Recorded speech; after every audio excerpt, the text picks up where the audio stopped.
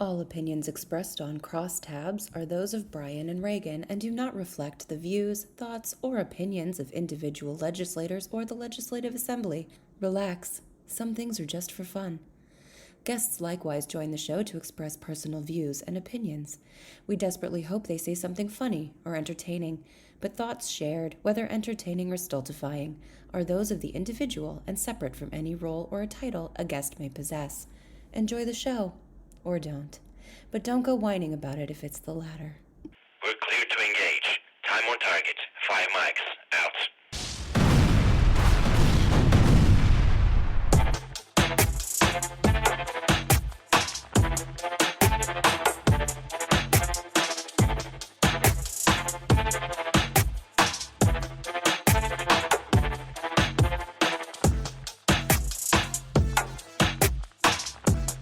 That we're recording.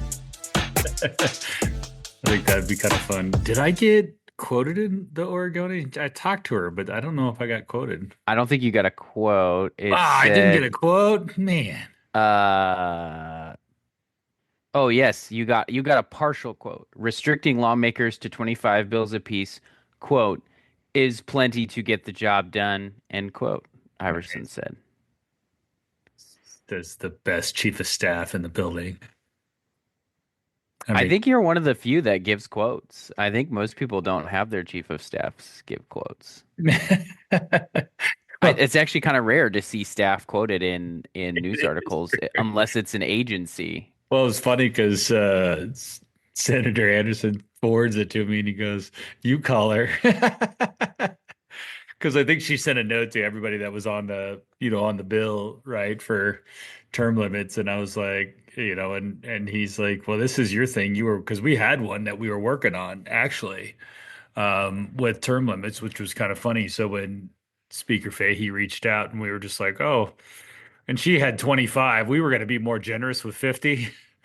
And, kind of slow roll the term limits a little bit. 50. We just Oh, figured. you're saying you're gonna do it like the transportation package. You're gonna phase it in, start at 50, and then go to 40, and then 30. Yeah, I didn't want to make Evans and David Brock Smith freak out too much, right? So we thought we could work it in a little, but The real danger is, what are those two gonna do with all the time from I not know. having bills to draft?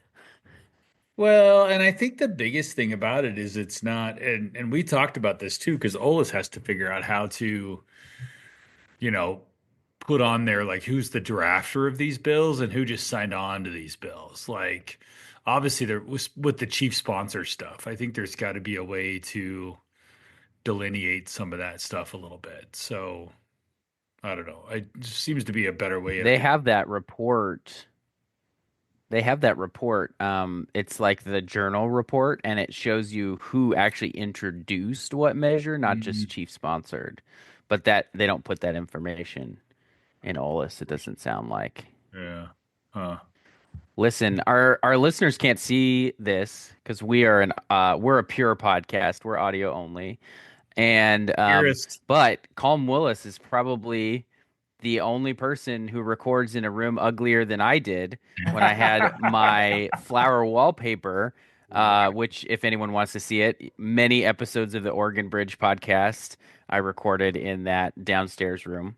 I've since moved my office upstairs, You on this one too. but yours is definitely. I have absolutely no shame. I'm not even remotely worried about the room. This is my happy place. I'm just more worried about myself looking like a scrub. Well, like I said, we're pure here, so Well, people can criticize our voices.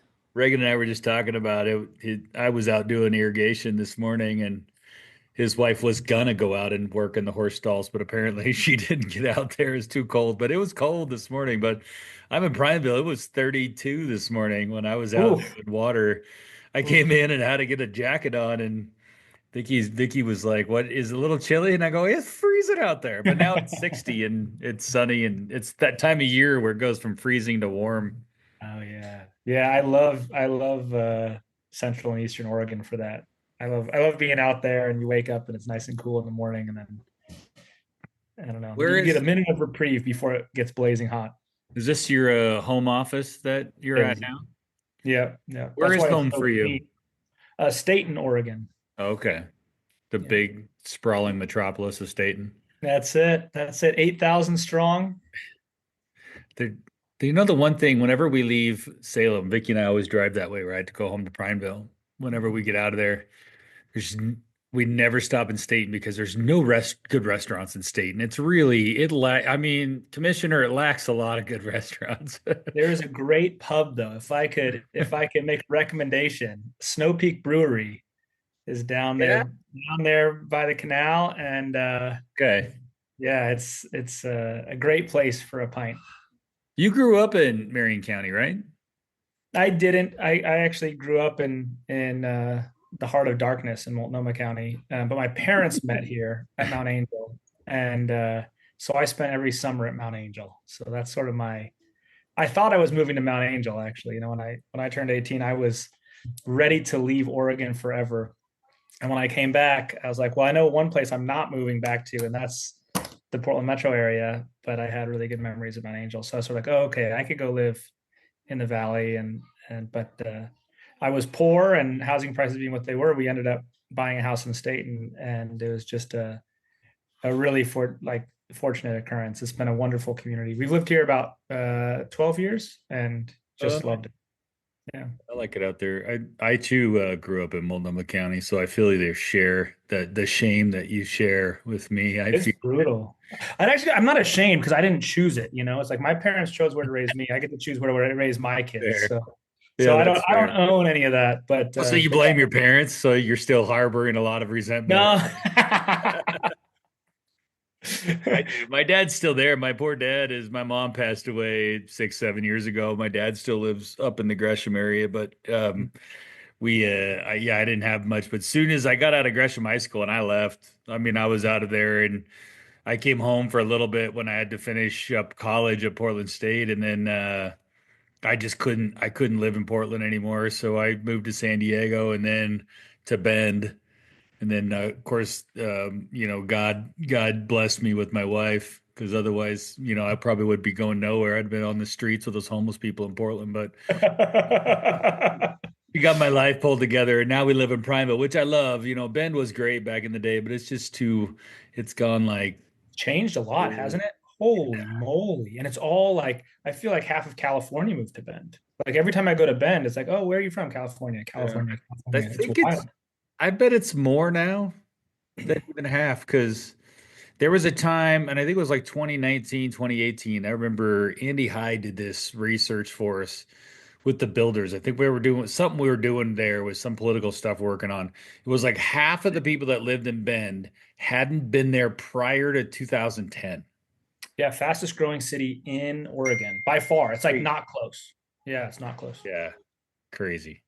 So, That well, voice you hear is Colm Willis, and he is a commissioner in Marion County. And one of the things I thought about getting you on here is, one, you were my first ever client. You were the first client of Canope right. and Company That's LLC. right. That's right. So, and that was when you were running for Congress. And oh, as you is lost. typical Good job. for Canope and Company clients, you did not win. But it was a good campaign. It was a fun campaign. And I think, it may have set you up a little bit to Oh, for be sure. commissioner. First of all, we And both learned a lot. I think that was the first thing. 100% true. 100% true. But yeah, there's no way. I mean, I remember when I first started that race, I expected to be out of business. I remember talking to my brother about it, and like, I'm thinking about doing this. This is crazy. I shouldn't do it. And he's like, you should do it. And I sort of was like, okay, well, I'll start asking people to donate to my campaign, and when they say no, then I'll close up the campaign. And I kept waiting for people to not give me money, and so then I couldn't pay the bills. And then I expected to lose the primary, and that didn't happen. So like I was running the whole campaign as if like this was the last week of the campaign. There you go. But by the end of it, my name ID had risen quite a bit, and obviously the number of people who supported me had risen quite a bit. And my strongest base of support was in Marion County. So I think if I hadn't run for Congress, there's no way I would be a commissioner today. I think running for Congress is actually a pretty decent political strategy in regards to, just raise a name ID kind of coming out of the box like you did, especially when you hire a teenager to run your race. But but you guys actually ran a pretty decent race. I mean, I think you did pretty well, and it does usually set you up for some future successes because you do get some decent name ID out of it just because everybody talks about congressionals, and Schrader was kind of he was always kind of a weird Dem that, floated in and out of being a liberal or being moderate or being not or living on a boat or whatever the heck he was doing. So you Yeah. never really know with him. And so I think you kind of hit it. And also 26, that was 2016, right? Yeah. 2016. Yeah. I That, remember the big thing that we had to overcome was people would say to me, well, Schrader's one of the good Democrats, or Schrader's one of the more conservative Democrats. And I always reminded them, Schrader's one of the people who votes for Nancy Pelosi to be the Speaker of the House, So at the end of the day, the direction of our country, at that time I was at my own law firm, just out of law school, brand new, and I had to buy insurance under this new Obamacare regime, and it was just brutal. Everybody acted as if Obamacare was this great um, thing for working people, but for people who, like me, didn't make a lot of money, owned my own business, was just out of law school, Obamacare was horrible. Our basically what happened was on the private insurance side, they jacked up the rates in order to cover the Obamacare subsidies for people. And so it was just brutal. And I remember just thinking, like, on all these issues, Obama did this Iran deal, he signed these horrible trade agreements. There's like all these issues that Pelosi and Obama were driving our country in the wrong direction. And you talk to people about Congressman Schrader, and they say, well, he's not as bad as them. And I was like, well, he's enabling them. Like, without people like Congressman Schrader, we don't get people like Nancy Pelosi and Barack Obama. And so I thought that was just a really interesting dynamic that I didn't necessarily expect in talking to center right folks about that race. yeah. Huh, good one. It was, 2016 was a bummer for Oregon because I think 2014 and 2016 were actually really good Republican years. Yeah. And we just fell on our face and didn't win anything where we should have. We should have had pickups there. Congress should have put, money into your race. I mean, there was obviously some good opportunity, I think, and it didn't materialize until we got to really 2022 when we finally showed that, Oregon really isn't as blue as everybody thinks it is, and we won the congressional races. Mike Erickson barely loses CD6. If I Yeah. think there wasn't all that baggage with Mike, somebody else probably wins that race. I bet if you had a better candidate, I think that we probably win that race. If you don't have somebody you can really just beat over the head like with Mike, I think we win CD6 too. Now we might have given them both back in 24, but the reality was I think we could have won them both in 22. Well, Reagan knows this. One of the things that I feel good about what we did is, I remember when we were first going back there, when I was running, Kurt Schrader, I think, had been a congressman 8 or 10 years. And we were talking to NRCC and some of the folks back east, and they actually didn't know that it was an even district. There's only 7 even districts in the entire country. And, because it was Oregon, they had just sort of written it off as like, oh, well, it's Oregon. Republicans can't win in Oregon. And I had done some work back east, and I was like, guys, if we had this kind of a district anywhere else in the country, Ohio, Pennsylvania, you name it, we'd be putting $10+ million into this kind of a seat, And Yep.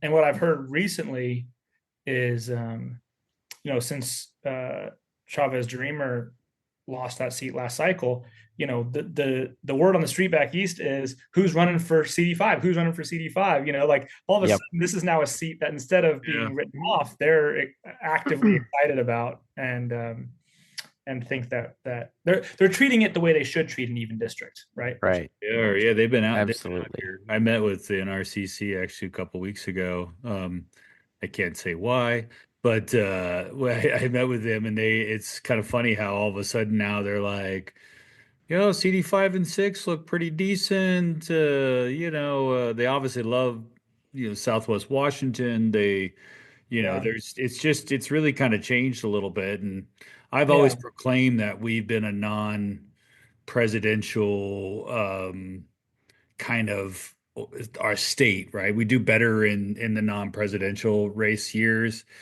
And if you kind of go back and look into history of it, it's because when you start talking about state issues, Oregon gets very left very fast in a Mhm. hurry. And I think our state is definitely center left. But I think when you get into talking about, state issues, I think we move center right. And I think I think there's good opportunities for us to make inroads and make changes because people really don't want the craziness that is Portland. I mean, even people that don't live in Portland don't want Portland, right? Even Democrats that Definitely. don't live there, they don't want Portland. Definitely. No question. Yeah, no question. I think anywhere outside of the Portland metro area, we all just look at Portland as like how could anyone put up with that type of dysfunctional government? I mean, it's unreal. I remember, we talked about at the beginning of the show growing up in Portland, and I grew up during the boom times when they did the brewery blocks and 23rd and the Pearl District, and um, there was a lot of money flowing into Portland, and even then it just felt weird. It's hard to explain, but living in the valley, this is a place where you have communities, you have families who have been here a long time. People take responsibility for this place, they care about it. Portland always felt super transactional to me, even during the boom times. And I think what you saw is when things got hard, there was no center there to hold people together. Like everybody just started going their own directions. You had massive chaos. The government institutions couldn't hold together. You had record murders. I mean, just total dysfunction. And so yeah, so I think I think before 2020, maybe people thought that Portland was closer to the rest of Oregon, but post 2020, when I talk to people, they're like, I don't know what that is, but it's not Oregon, not our place. Well, now we're going to get a baseball stadium, right? So I saw the headline. I haven't I looked. just I my first question is why isn't that bill going to Ways and Means? Because it should, and it's not going to. At least it doesn't look like it. because it's Uh, in Kate Lieber's district, that's why it's not going. oh. I mean, I love Senator Lieber, but she wanted that floor vote, because Well, no, the and PR, right? normally the bill goes to one chamber, right? And then it passes the floor and then it goes down, right? Because it Yeah, has to, or I guess you can go straight from committee straight to from Ways and Means. You don't committee. have to go to the floor. So maybe Wagner will send it there now, but seems like a big Ways and Means type of a thing. So Commissioner Colm Willis of Marion County, I had to laugh at this because I was reading your bio, not the one on your campaign website, which I've worked on and am very familiar with, but your county bio. So I pulled this up. It's been Colm a Willis while was since I heard elected this one. to the Board of Commissioners in November 2018. He was reelected in 2022.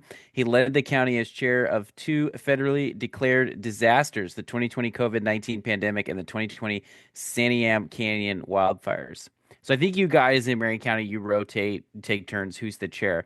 My question is, when your turn came up again, did anybody ask, hey, are we going to have another pandemic wildfire chairmanship, or are we going to calm down this time? That's really. Well, what was funny about that is I was not supposed to serve as chair that year. So Oh, really? so we do rotate it every year. And Sam Brentano was the third commissioner at that time. This was before Commissioner Danielle Bethel got elected. And he was the longest serving commissioner. And but he was going to not run for reelection. So even though it was his turn to serve as chair, he decided that it would be more beneficial for the county for me to serve as chair to get the experience before Hmm. he left. That's very Uh, kind of him. Boy, that was not very kind of him. That I was was, a I way was- more difficult situation than I think either him or I thought it was going to be. In Marion County, the chair does have some additional administrative responsibilities. And also, one of the big jobs that the chair has is the chair's job to take interviews on behalf of the board.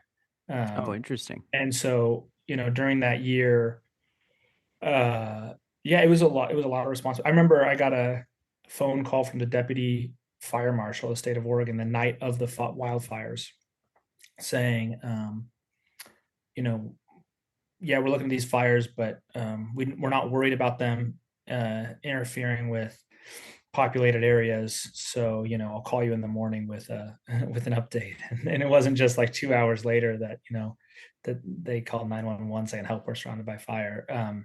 Wow. And then, during COVID, negotiating with the governor's office and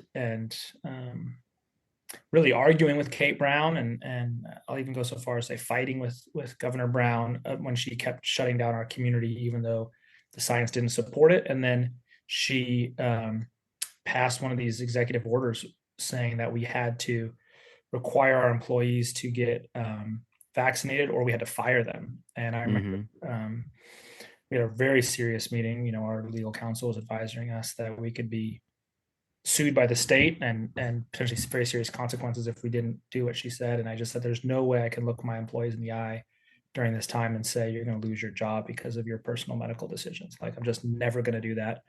And if we're going to go to court, then I'll walk in with you, but I'm just not going to do that. And so I think that there's a lot of responsibility that I felt at a time where I was relatively new to the job. And,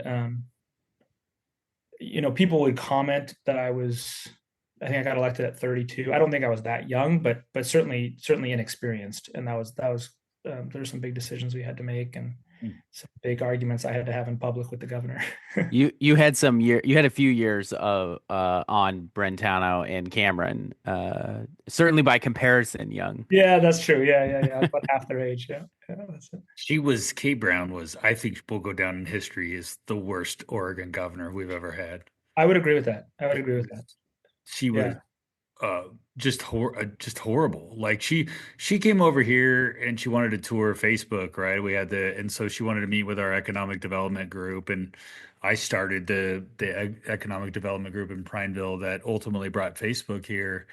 And we're all Republican, right? I mean, it's Prineville. Of course we're Republican. And so he comes over, and this is probably 2017, I want to say, somewhere around there, right? So she does her little tour of Facebook. She wants to get a meeting with our little economic development group, and she wants to do a roundtable and talk about stuff. Well, one of the guys sitting on the table just starts asking her a question about PERS. And just says, it's really difficult when the state budget and he got into PERS. And it was a little not contentious, but basically we're saying this state wasn't business friendly, right? Is kind of where it started, and really said if you want more Facebooks and data centers moving to Oregon, you got to be business friendly. Mm-hmm. And she literally, and I shit you not, she just got up and walked out. Not like she just got up and walked out. She didn't even say goodbye. She just got up and left. Right in the middle of the round table, and everybody's like, what's going on? And she's like, I gotta go. And she just left. We were supposed to have an hour, and it was like 22 minutes in. It was wild. I had meetings with her every month, and I would bring up legitimate concerns. These weren't public meetings, so I figured like, hey, let's just have conversation about the people we serve. And I felt like every single response was just talking points. It was if she had like picked up a piece of paper and read talking points back to me, I wouldn't have been surprised. I mean, it was a very bizarre experience. But for me, the thing that she did that was by far the worst was when she released all these people who had committed Measure 11 crimes through her pardon authority. I don't know if I don't think it's gotten reported enough. She did mass pardons of hardened criminals who then went out and victimized people in our communities. Murder, rape, assault, violent criminals went out and committed more violent crimes because of her. And they were in prison, they were serving sentences, and she released them, like thousands of people. Like, it's not a small number. And DAs across the state argued against this. And she basically put them in this position where it was like, well, send me a list of the ones you're the most worried about. Like, and it was just horrendous. And yeah, the data is just horrendous. Let out 1,000. It was like 1,000. Yeah, it was an enormous number. Insane. Well, and she didn't give the typical review that most DAs were used to, is my understanding. We had this stack. We had it sitting. I don't think we were able to use it effectively, but on Senator Knope's desk for like the entire session, he printed every page of these commutations and pardons, and they just sat there on his desk. next to the ticker where we were counting how many days it had been since the OLCC corruption scandal had started. We had a lot of fun in 2023, guys. Many of those people went out and hurt people afterwards. Many. Yes, and known tough on crime governor Tina Kotek has been trying to undo as many of those as she can, but most of the time, because of the governor's power and because it's so broad, she can't undo them. Courts have actually reversed her attempts to put these people back in jail, to revoke the pardon and commutation. They don't have the ability to it. It was such a mistake. How do you get along with Governor Kotek? I haven't interacted with her that much. I'm going to be, well, we'll see. I have to get elected by my peers, but if we go the way it's been going, I'd be chair next year. So I'd probably interact with her more next year. I met with her in the beginning when she was first sworn in. She asked me to a meeting in Woodburn. It was a good meeting. We mostly talked about housing, how we can improve housing development in the state of Oregon. I found it to be, I disagree with a lot of her policies. A lot of her policies are similarly far left to Kate Brown, but I would say on a personal level, I certainly can have better conversations with her than I could with Governor Brown. It's kind of how I feel too. It's like I know that we don't disagree on policy, but I feel like she listens. I don't know if she really hears everything we say, but unlike Kate Brown, where I know she wasn't hearing and or listening. She just didn't care. She literally just and Governor Kotek signed a bill for us to get tax relief for folks in the canyon who were wildfire victims. So, like I said, I definitely, I'm somebody in this business. It's kind of what you do, not what you say. There's a lot of hot air that gets spewed. So she's done a few things that I agree with. I just always thought that the governor would, I don't know, not even just the chair, but just talk to you guys more, just because of, state government resides in Marion County. You'd think there'd be more kind of discussions, more discussions in regards to, state buildings and things. State agencies are all there, but apparently. Yeah. I mean, I think, she's running a big operation. We're running a big operation. We have 1,700 employees. We have 17 departments. It's a similar kind of thing. She obviously has, I forget if it's 40 or 50,000 employees. So there's just a lot of time crunch on this stuff. It's just hard to schedule. We're not sure anymore how many employees, right, Reagan? Because didn't she hide all those pages where you could find out who works for state agencies and their email addresses? That's all now hidden. We don't even know. That's a breaking story. That's specific to the list of employees at the office of the governor. So Dick Hughes reported today. So I actually noticed this, and I sent it to a couple of journalists, and they didn't do anything with it because, I'm just a, right-wing nut job or whatever. But I noticed that they put the list of the governor's staff behind a login, like when a site is under construction or something. And then they changed the page to say under construction. Then today, Dick Hughes reported that he asked Kotek at a presser about that, and she said it's gone. The page is gone. It's not coming back, and it's apparently because of security. And all the page listed. I just want to be. I think people need to understand this. I don't know if Dick's article goes into this, but it lists the employee's name, their state email address, and sometimes a state phone number and their position. That was it. And I'm like, I am not clear under what security circumstances that list wouldn't be necessary to be on our website. I mean, here's the thing though. If you records request DAS for all the employees, that's public information. To ask for all that information and get it, it's public. So not having it on a website is strange. Well, I'll tell you what, I think the state has some serious issues right now. Two that I'm thinking of are the state hospital is in total crisis. Yeah. And Oregon Youth Authority is in total crisis. Yep. And although I think both of these agencies started to be in crisis under Governor Brown, I think Governor Kotek also has to, take some responsibility for it. Now, I will say she's fired some people, which is more than Governor Brown has done. But just an example. So from 2021 to 2023 in Marion County, we had 11 juveniles shoot somebody in a murder or an attempted murder.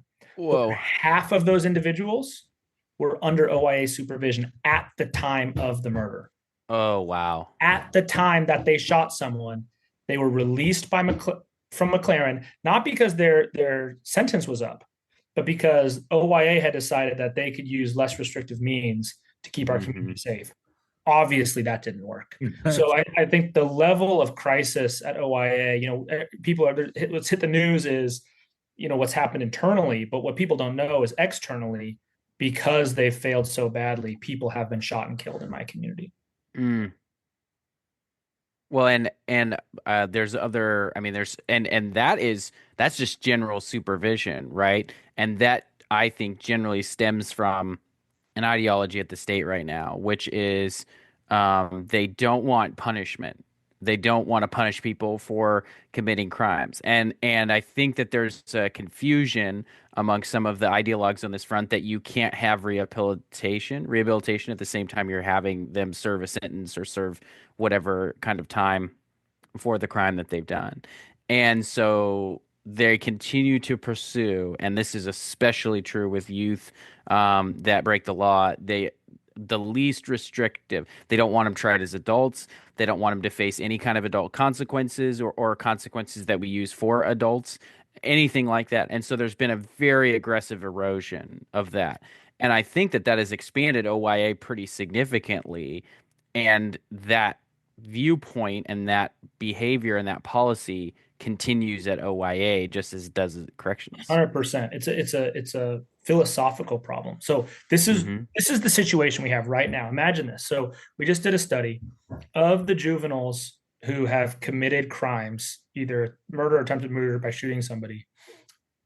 The significant statistic is most of them were known to the criminal justice system and had 6 or 7 interactions, 6 or 7 arrests with the criminal justice system, right? So one of the things that's kind of this like lie out there, or this confusion, is that there are these kids causing trouble, we don't know who they are. That's not true. There's a small number of kids that are doing most of the damage. The government knows who they are. And what'll happen, and this really happens in our juvenile court, is your child just got victimized. Let's say they were beat up really badly, bones broken, stabbed. They don't have a seat at the table in this trial. The juvenile who committed the crime is sitting there. And the way the court is set up is the judge will be like, hey, how are you doing? Are you okay? Do you have everything you need? And can you imagine the perspective of the family whose child just was victimized? And it looks like the court cares more about the perpetrator than the victim, right? And to have that happen multiple times, and then you're in a situation where your child is killed, where this person who went through this system 4, 5, 6 times, where everybody was so worried about them, but there was no accountability, then they go out and they shoot somebody. Like, can you imagine being that parent and how heartbroken and how angry you would be at the system? Mm-hmm. Absolutely. One of your jobs here in your bio is that you, or at the time this was written, you chaired the Marion County Public Safety Coordinating Council. I still do that. Yep. And I'm actually, funny enough, the public member of the Lynn County Public Safety Coordinating Council. I just joined that not too long ago. We have a really good DA and a really good sheriff in Lynn County. And basically the number one thing that comes up is that we're doing and having a victim-centered and a society-centered criminal justice system that actually does want to punish people. And the restrictions and the limits on that are always coming from the Criminal Justice Commission, which is really just the state of Oregon telling them what they can and can't do and how they can handle certain crimes and all of that. And frankly, the crime problem would be completely out of control if it were not for Measure 11, because we have these really protected high-level crimes that continue, and once you do them, a certain degree of crime or a certain number of them, you're just automatically in there, and there's not really much leeway for the state or judges to try to pursue getting you out of that matrix, basically. And all of the justice reformers they've tried to do is chip away at Measure 11 repeatedly, time and time again. I also think about, you talked about the state hospital, and right now there's a federal judge that has just completely wreaked havoc. And because the state hospital is located in Marion County, I mean, every county is going to suffer, but you guys suffer the Oh most. my gosh. Oh my gosh, Reagan, it's been so horrible. So it's a complicated thing, but basically we're Americans, so we believe that everybody has a right to an attorney and a right to be innocent until proven guilty. And the way that this has been interpreted is if you're accused of a crime, but you don't have the mental capacity to understand the charges that are against you, then we basically say that the case can't move forward until you're in a place where you can adequately aid in your own defense, right? Pursuant to the Constitution. Well, the way that this has been twisted and interpreted has made it so that what used to happen was in the state law, there's a state law that says that in those cases, that person is sent to the state hospital to get treatment so they can get to a place where they can understand the charges against them and their case can move forward. Well, the state then decided that they didn't actually like that. And I think this is the same thing with OIA. You have these failing state agencies. They didn't want to have to take care of all these people. They didn't want to have to expand capacity to take care of folks. And so they decided that and they got a federal judge to agree to this, they were going to start releasing folks who were credibly accused of crimes, who were also mentally ill, back into the community without a finding that they were able or not able. And because there was no finding, the court case couldn't move forward on that person. And they were basically just released back into our community. Even though they had committed a crime, even though there was charges against them, the court case couldn't move forward. They're released back into our community. One of these individuals, Charlie Velasquez Sanchez, came to Highland Elementary School, said, I need to get to the kids. The teachers, God bless them, the rape teachers said, you can't get to the kids. He starts assaulting the teachers, punching them in the head, throwing them on the ground. He started kicking a teacher in the head on the ground, right? They call the radios, ask for help. A couple more faculty members, men come running out. They subdue Velasquez. Many of these folks, I think there's 4 or 5 of them, had to get treatment at the hospital afterwards. Mm-hmm. This was a person who was charged with a crime, who was in custody, who was at the state hospital for treatment. And the law said this person had to stay in the state hospital until they were able to aid and assist in their own defense so that their case could move forward.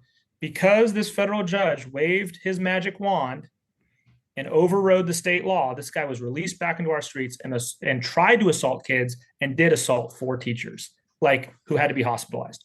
This is crazy. It's even hard for me to explain to people. They can't believe how broken the state hospital is. Wow. Not even hard to even, I don't even know where to go from there. So the federal stuff, what's the answer? Well, the answer is first, we have to have more beds. So I think one of the things that the state of Oregon for a long time has said is we don't want to have beds. We want to have people treated in the community.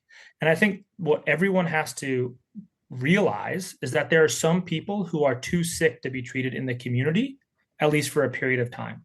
That doesn't mean we have to go back to the days where somebody is in a hospital for their whole life. But what it does mean is that we don't have this bias against hospitalization if someone needs it. So if someone needs to be in a hospital for a couple of weeks or a month, we need to have places for those people to go. And institutionally, the state has basically resisted having enough beds for the treatment needs of the people. They shut down these institutions, Fairview and some of these other institutions that were in existence, and they didn't replace the beds. And then you had an opioid epidemic, you had meth and fentanyl, you had people who were using drugs that were breaking their brains, right, permanently. So you have more people becoming mentally ill on your streets, and you have fewer beds than you ever had before. In fact, even after the state, I think they spent, I'm going to get the number wrong, over $100 million on the state hospital. There were fewer beds than before they spent the $100 million. So the state has been actively reducing the number of beds at a time when the need has increased. That's the policy problem, kind of in a nutshell. And that's where we have to reverse that. We have to get more beds. And then you have to have good management at the state hospital. There's a situation now where you have, basically violent assaults on staff in the state hospital. And the rules are that the staff can't defend themselves if they're being attacked. And so you have numerous people being injured at the state hospital. People don't want that job because it's not safe. So they're having staffing problems. I just view it as, bad policy against having inpatient beds, even though the need is rising, and bad management, not protecting your staff. So you can't staff adequately and you can't keep the people safe who are working for you. Don't you I really believe the philosophy is just within that's pervasive within the Democratic Party right now is very like it's not your fault if you're a criminal. You do it because you're a victim probably of something, right? You just circumstances in your life made you a criminal. So therefore, we should let you out. You should be able to come to our country and not get thrown back to El Salvador because you're part of MS-13 because it's not your fault that you were born in El Salvador. So we should just let you be here. And I think the same thing with the mental health. It's like they don't want to fix the problem, but they feel like if they put you in the hospital, it goes against their philosophical thought process that you shouldn't be hospitalized. I couldn't agree more that the issue is they confuse fault with accountability. So something cannot be your fault, but you still should be accountable for it. Like this is almost a trope, but literally this happened to, I think, just about every kid that I know who was playing baseball, hit a ball through the neighbor's window. I know I broke a neighbor's window. I literally don't know anybody who didn't break a neighbor's window.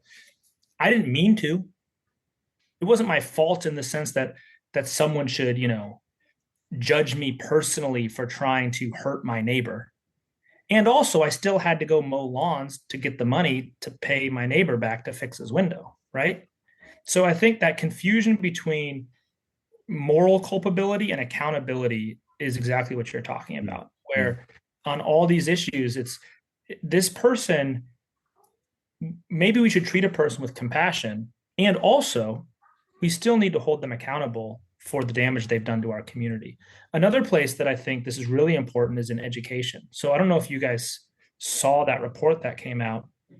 I think it's called the Nation's Report Card, the National Assessment of Educational Progress. But according to the Urban Institute, which is not a conservative institute, Oregon is dead last in the country in fourth grade reading and math. I was going to say, are we killing it? Are we killing it? 50th, the last, right? And fourth grade reading and math, this is basic literacy and basic arithmetic. Like that's what we're talking about, right? And for me, that's just an accountability thing. Like we've known how to teach arithmetic for hundreds of years. We've known how to teach basic literacy for hundreds of years. This is not a technological problem.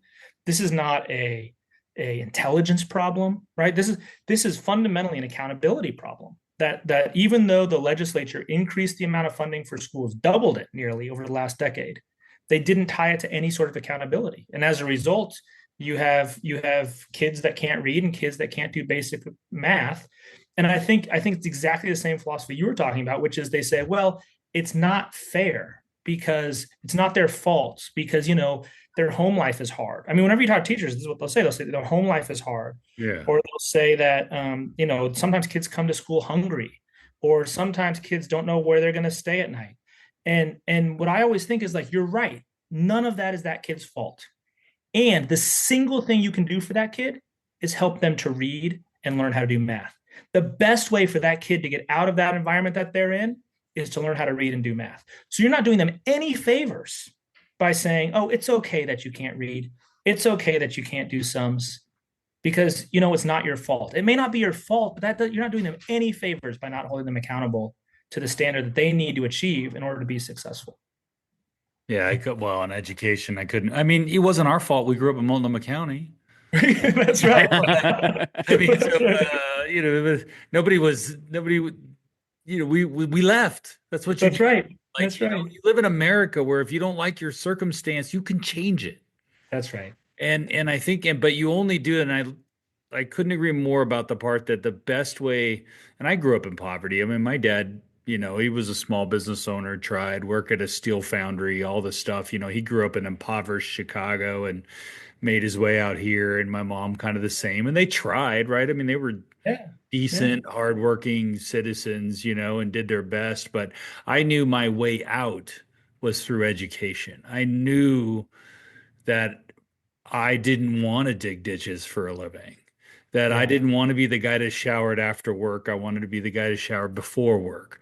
And I just knew that the only way I could do that was to educate myself. And it wasn't some, incredible teacher that, you see in these movies and stuff. It was just this inherent idea where I saw the successful people Yeah. were educated. Yeah. Well, I kind of wanted to be there, and I wasn't given any, and nobody paid for college yet. I had to pay for it all myself, paid all my loans back, the whole 9 yards, Yeah. through graduate school and everything. Probably the same with you with going to law school, but kids will achieve more if you hold the bar higher. They will do Definitely. more. Think about if we lowered the bar for sports and we never had varsity sports anymore. Like we should just make everything JV because, the fat kids should be able to run track too. Not their fault. Hey, it's not their fault Not their fault they're that they're fat, not as let good, 'em- right? yeah, And it may not be. I mean, that's the thing. Is like I'm not 6'7". If I was, I'd probably be a lot better at basketball. It's 100% not my fault that I'm not 6'7". And that doesn't mean that I should How get to, come you didn't? it doesn't mean I should get to play for the University of Oregon basketball team. Like there's just a reality that I think when your public policy aligns closer to reality, people flourish. When your public policy starts drifting from reality into ideology, people don't flourish. Yeah. And I think that's the main thing I've seen is for folks that I know who are on the far left. What's kind of the saddest part to me is I think many of them want to help people, but then they end up hurting people. And can you imagine how horrible that would be if you're working so hard and you're really motivated and you really think that you're helping somebody, and then you find out that actually all that work caused somebody to be poorer, caused somebody to be less educated, caused somebody to be miserable, right? I think that's the thing that now some people, I will say some people are not innocent of this. Some people just don't care. Some people are callous. They know that they're harming people and they don't care. But there are other folks that I think really are duped and really are confused about what leads to human flourishing. There was a flurry of educational bills like kind of pre-COVID and then really immediately after post-COVID that really did a lot of this damage, I believe, to our Definitely. education system. And you talk to educators and they even say that they can't even catch up with the stuff that was passed, years ago at this point.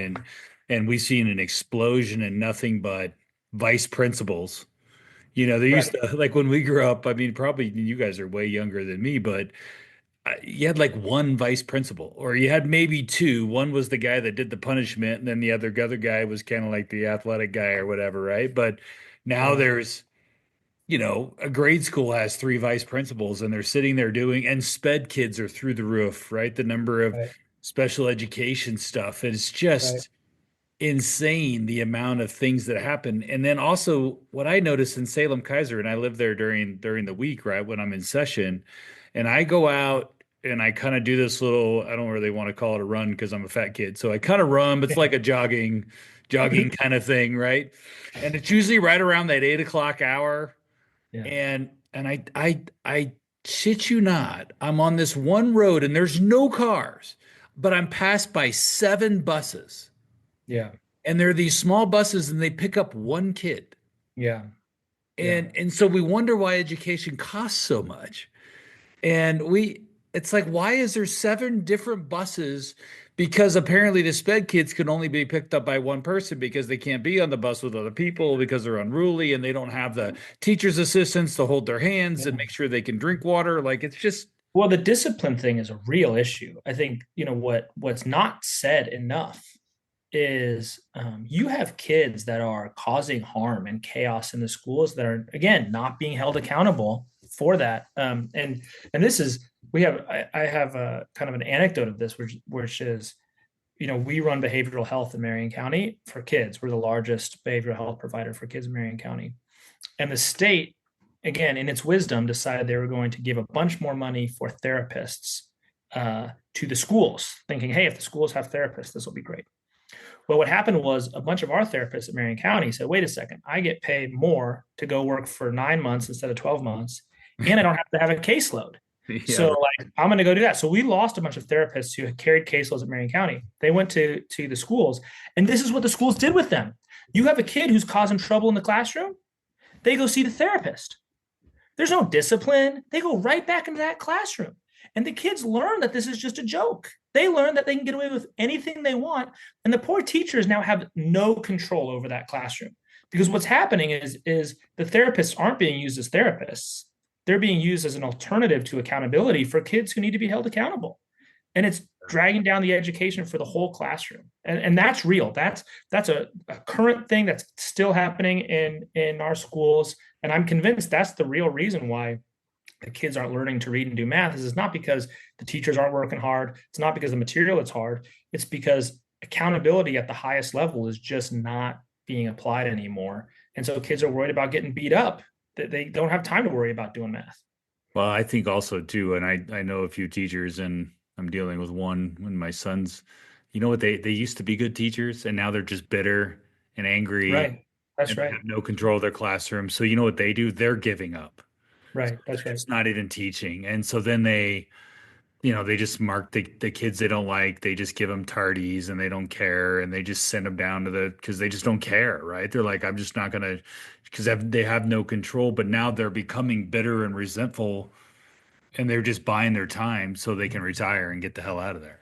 I heard somebody tell me one time he used to teach at one of the schools in Salem. He left, and he said, I had to leave because every lunch I would go into the lounge, and the conversation was only about how many years each person had until they could retire with PERS. And he said it was the most depressing thing I had ever experienced in my life. He said I had to leave, and I think, like, ultimately it's all about the leadership. Like this, there's a crisis of leadership in the state of Oregon. There's a crisis of leadership in our schools, right? These administrators, they get hired and promoted based on being good politicians, not based on being good leaders. And at the end of the day, what the teachers need is they need to know that the administrators have their back and that they'll hold the kids accountable who are preventing learning from happening in that classroom. Yeah, I agree. I think that the leadership, but it all starts at the top, right? It starts at this idea. I mean, we see all the Portland public school stuff is just it's a complete shit show. We're spending more. Reagan and I in our notes, I linked to, and I think I tweeted about it today, about Texas finally went with school choice. After Governor Abbott primaried a bunch of Republicans in rural areas that were against school choice, which I thought was kind of interesting, because I would send my kids to private school, but I don't have a private school here. Yeah. I mean, that's part of the problem. I don't have, where Reagan lives, there's a great private school where good friends of ours send their kids there. Yeah. You guys got them, there in Staten even, there's private schools, but we don't have them, right, in rural Oregon. So I get that part. But, and if you start doing the math, like how much we spend on public education, school choice is it's going to hit blue states because they're going to get on the ballot and they're going to pass. Definitely. And either we get ahead of this curve or it's just going to come in and swallow us up. Well, I think online charter schools have totally changed the game. I have a number of friends who are using online charter schools, and they're great resources. Like, their kids are getting a great education. And I think that's something that you can have in rural areas. But you can't let the failing public school system trap kids. And that's the current system we have. Is, I think it's 3%. If more than 3% of a district enroll in charter schools, then the district can stop anybody else from enrolling in charter schools, right? And we can't have that. That's totally illegitimate. I think my view is, regardless of how we do school choice, I know some folks feel really good about vouchers. Some people don't like that. It's totally unacceptable for a school to trap a kid in an educational environment where that kid isn't safe or can't learn. Totally unacceptable, especially if the family is saying, hey, there's this online charter school that's a great fit for my kid. So I think that's, the way that I'm looking at this is, it's complicated. It's complicated when you're talking about union contracts. It's complicated when you're talking about how we're going to pay for education, as far as, like, does the money go with the student, and how does that all work? And would that money go to a private school, and how would that work? Would you use tax credits, or would you use a direct voucher? All that sort of stuff is complicated. What's not complicated is saying that it is totally unacceptable for a public school to trap a kid who's failing in that public school. because Yep. they don't want to lose the money. That is totally unacceptable. And I think we need to shout that from the rooftops, which is, how dare you trap kids in failing situations? Couldn't You agree were more. talking about those teachers who were sitting around and talking about how many years they had left. And sometimes I wonder if that's what Oregon's congressional delegation does, because we have this article at Willamette Week, and this is kind of how I'm thinking we're going to wrap up. But Willamette Week reached out to ask if Merkley is going to run in 2026, and he's going to turn 70 right before that election. And some speculated that he may run or that he may not run. There's five Democrats in Congress right now, and the statement from Merkley's campaign is Jeff is 100% focused on defeating Trump's agenda. As usual, Jeff and his wife Mary will make a formal campaign announcement regarding 2026 sometime this quarter. Um, this set off a firestorm inside of the Democratic Party because if you're focused on defeating Trump's agenda, winning your seat again in 2026, when a lot of people are out there saying Democrats are going to pick up seats or they might flip Congress or whatever, is obviously a way that you do that. Um, but normally, if you're running, you just say, I'm running. And then because this happens all the time where people will say, I'm running. And then when they're not running, they say, I'm not running. Yeah. And it'll change and it'll totally reverse. It'll be like a day after they told a different outlet they are running, right? Because it's you're running until you're not. So Well, it dries up now your the money in a heartbeat. discussion, Like your money just goes like that. If right? immediately when you don't say you're not running, it's like your money just disappears. Right? Because no one is investing in a politician that has no future. That just doesn't happen. There's no point to it, and it's kind of it would be like if a business declared bankruptcy, and then everybody was like, "Yeah, I'll invest in the bankrupt business." I mean, there are companies that do that because they have enough money and they have a plan to turn them around and whatever. But you're not like going to donate to that business. That Yeah. business is not in good shape, and so the speculation, of course, is okay, so who's gonna run for Merkley's seat if he doesn't run? And I'd be curious if either of you guys have a take on who would do that. You've got so in the congressional delegation, you've got Suzanne Bonamici in the first district. She's been in Congress since 2012.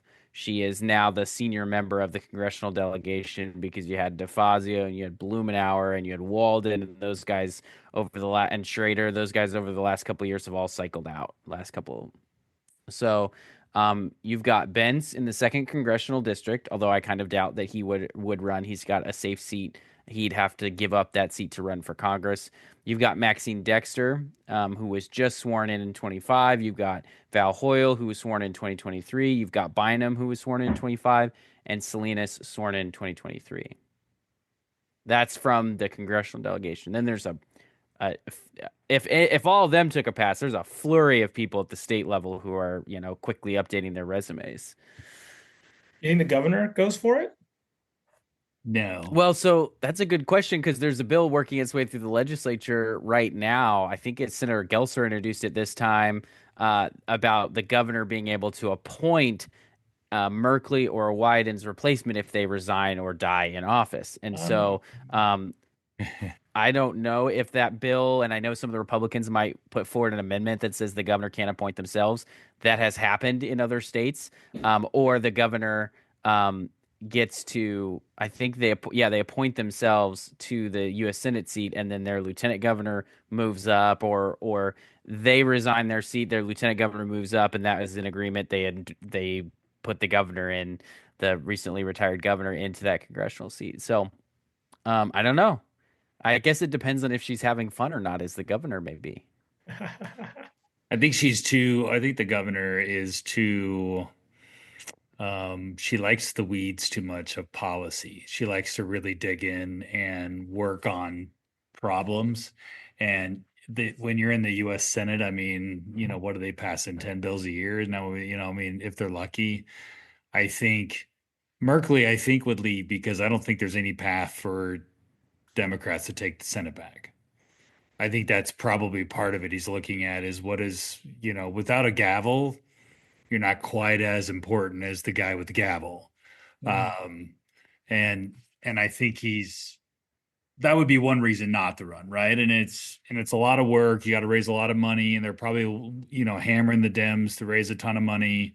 Chuck Schumer is probably going to suck all the money up for his reelection bid against AOC, maybe, which would be very interesting. So I think that I don't know. I just in Oregon, I think you're going to get. I mean, I was reading one today. Commissioner Chair Jessica Vega Peterson.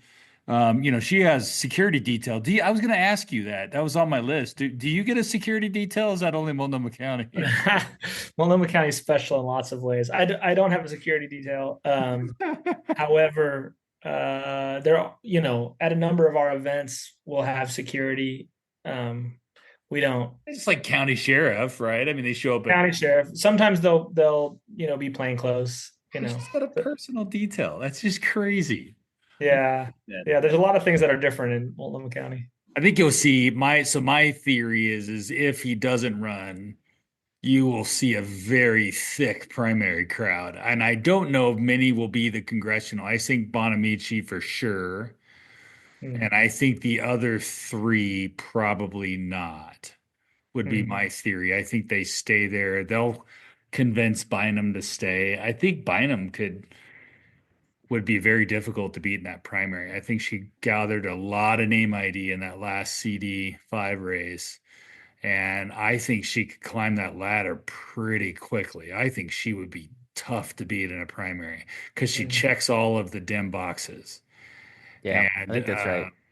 I think she'd be very hard to beat. Are they still?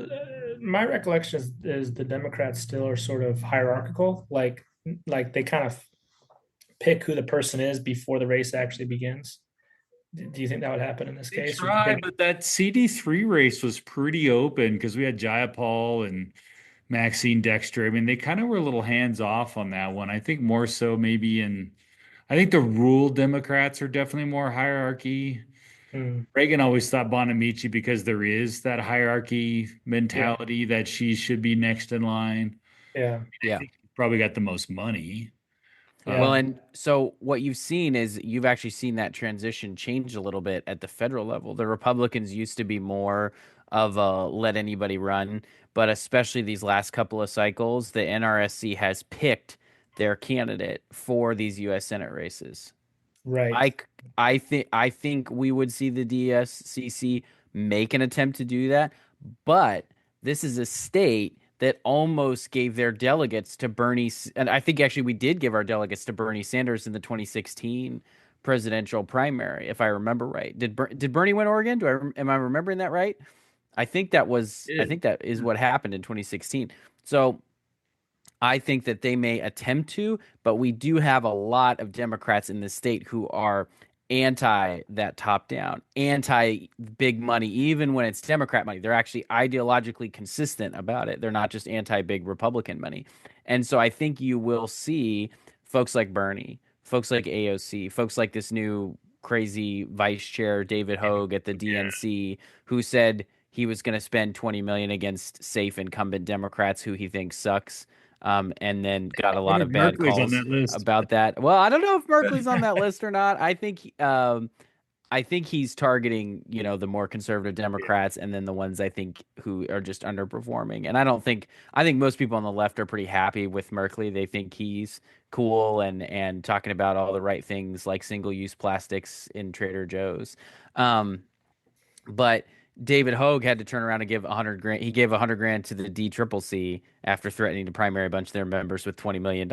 But anyway, I think you'll see the establishment pick, but that party is in chaos right now. There's internal battles from the top to the bottom of the Democratic Party right now, very similar to what you saw with the battle between kind of the new version of the Republican Party, the old version in the 2016, 2018, even, a little bit in the 2020 era.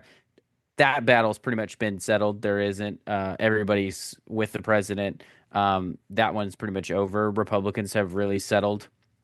There's probably a new battle kind of post-Trump potentially. but it's not all of the same players. But the Democratic Party right now, because they're the party out of power, are in total chaos. And I think you'll see that battle may present itself in Oregon, where you'll have AOC and Bernie and some other outside big money groups come in and spend for a candidate that isn't the candidate that the U.S. Senate Democrats and Schumer will pick.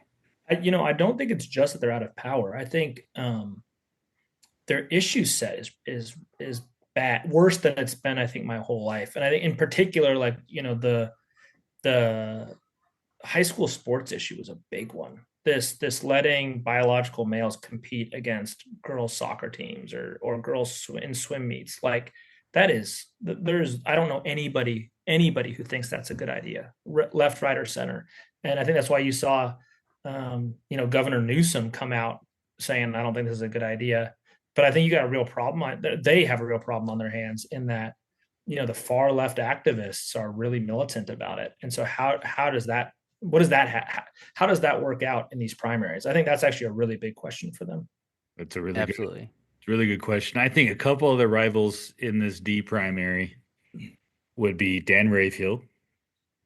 I think him going after Trump, he's got a free ride. Why not throw his name in the hat, right? He just ran a statewide race. Why wouldn't he throw his name in the hat? It's free. It doesn't cost him anything. I don't think Secretary of State goes for it. I don't think Steiner does. I don't think they're appealing to that left side of the base. I think Dan appeals a little bit to that left side of the base.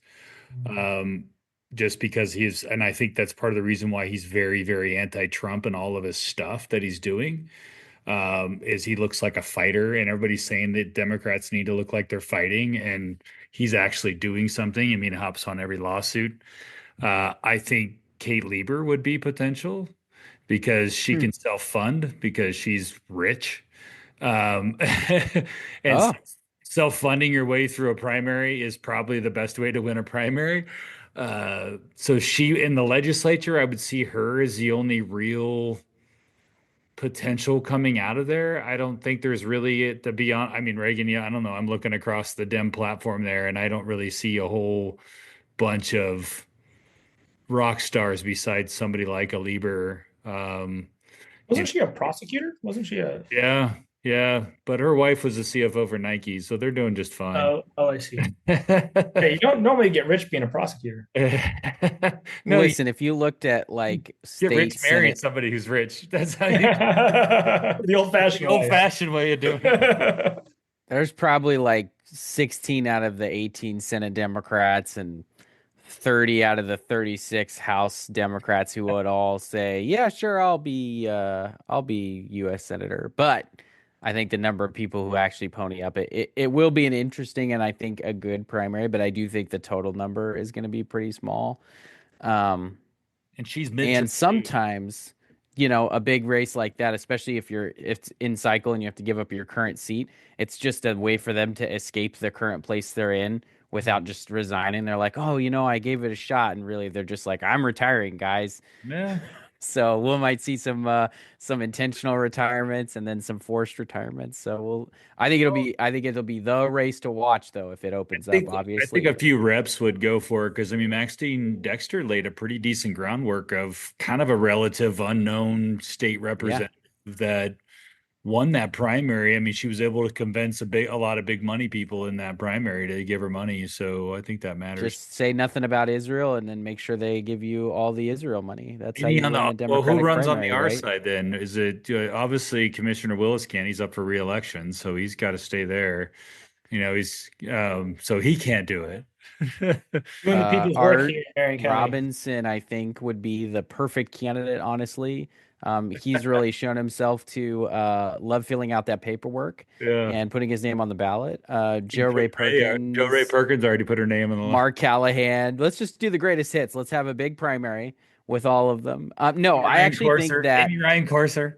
the correct strategy is to pick a senator who either was recently termed out that would like to run again, or somebody who's currently there who isn't up this cycle, and just have a normal senator run. And I mean, I any one of those names out there, right? And to just have them, yeah, Bonham or McLean or even Noah Robinson. Hey, man, Chris Dudley was tall and he did pretty well. Maybe Noah does well. I don't know. Maybe, people judge things not based on politics and policy a lot of the time. So, but have a normal standard bearer for Republicans. And if they have future ambitions to be a congressperson from CD2, I don't care if you skip Portland, campaign only on the east side of the state if you want to. I don't care. But please be normal. Please don't commit crimes. Please don't lie in your voters pamphlet statement. And if you can do those three things, you will be an amazing candidate for U.S. Senate as a Republican. Quit trying to convince Vicky to run, Reagan. I'm going to tell her. I haven't. Now, not one time have I asked her to run. I'd like to keep my job. Thank you. That should be interesting. That'll be an interesting race regardless. So I think it'll be fun to see. I look forward to 26. I think there's going to be some good opportunity.